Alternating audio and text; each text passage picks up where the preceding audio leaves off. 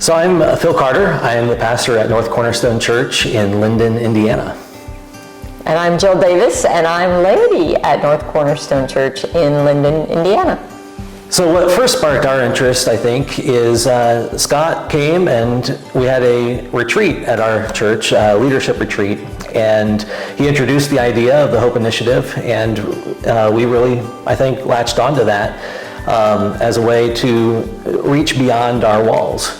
And so we were drawn to the idea of the coupling of prayer with the evangelism. And so that was a big part of that. I think the idea of evangelism has always been very scary to me because I thought evangelism meant I have to go up and knock on somebody's door and say, "Hi, I'm Jill and I'm here to tell you about Jesus because he loves you and you need to know Jesus." And I'm an introvert and I could not even imagine doing that. So then I had a lot of guilt through the years because I didn't do that. And so I'm not doing what Jesus called me to do. I'm not doing evangelism. But this book showed me that God is working in people's lives. It's the Holy Spirit working, already at work in their lives. And so this book gave me tools to start with prayer and to see where God is already at work, and then it had ideas of ways to text people and just say, "I'm praying about you, I'm thinking about you," and then maybe eventually maybe I invite someone to church, but it's all driven by prayer and by where God is at work. So it was great to have hands-on tools, and it took away that sense of guilt and that fear that I have to do something I'm totally uncomfortable with and not suited for, and probably wasn't going to work anyway, but instead it's God who's doing the work and I'm just being used by him when he's ready to use me. So I think the Hope Initiative created a culture of prayer in reminding us of the need for prayer. First of all, just putting it out there that prayer is an essential part of the life of the church, right? And then recognizing that prayer is an essential part of the life of evangelism.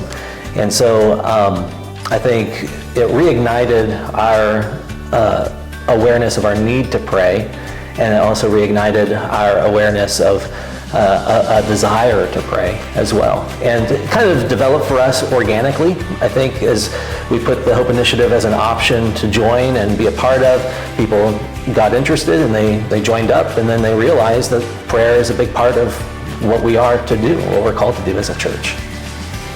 I think our church has a tendency to be a church of doers instead of prayers. You know, let's do things, and if all else fails, then maybe we'll pray, instead of praying first and see where God is at work and where we can join him. So for me, the Pray and Go taught me to pray first, and that God is already at work. Pray and look where to join him, and that without God in the middle of it all, it's all fruitless. So I think it is, Pray and Go has created a new culture of prayer, and instead of just jumping into the next program or the next great thing we should be doing, let's start with prayer and let's see where God's already working in the lives of people and see how we can join him to do his work. I think there's value in doing the Hope Initiative more than once because, first of all, you can ask your friends, other people in the church who've not done it, to come and join you. Let's come do this with us. So you introduce more people to the book Pray and Go and the Hope Initiative.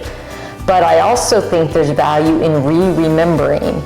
It's easy to read a book and say, wow, great ideas, and I'm going to do some of those things, and then 6 months later, you've moved on to the next great thing, or as doers instead of prayers, we're back to doing. So I need the constant reminder to pray first, and I think the book is structured in a way it's easy to go back, reread either the whole book or just sections, and then the accountability of where we can do it as a group. There's interest for it, I think. There's, I think, a deep hunger for reaching those in our community, which we have not done historically all that well, or certainly could be improved, right? And so there is that desire that this could be a potential tool to help us engage that a little bit more deeply.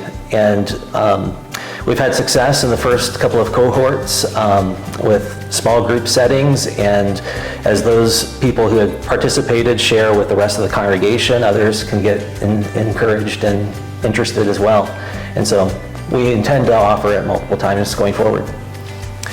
Yeah, so the theme of As You Go is a recurring theme in the book, and one of the members in our first cohort picked that up, and she shared that with us, and we all kind of realized, I think, yeah, that's how this works. As you go, it's very Methodist in a way. We recognize God is already at work ahead of us, and He is already present in the lives of those we seek to reach. And so the praying as you go, just in the normal everyday life experience, it helps you to see your community. It helps you to see where God is already in those places and in those lives. And I think it's a great ethos for the entire program. I think it just really opens your eyes to where God is.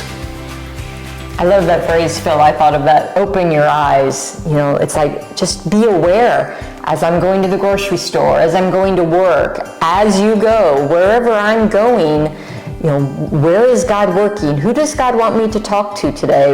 You know, who does God want me to pray for? And maybe invite to my church, or maybe just have a smile. As I go, how do I pray? And so that's I love the as you go ideas. And that's the beauty of it too. It's only 30 days. It's only a small commitment. And so the risk to reward, I think that proportion makes sense. Doing the Hope Initiative for 30 days, it's very low risk, and just wait and see how it can change the culture of your church. I hope that what I've seen in our church is we're starting to embrace a culture of prayer, and that is directly from the Hope Initiative.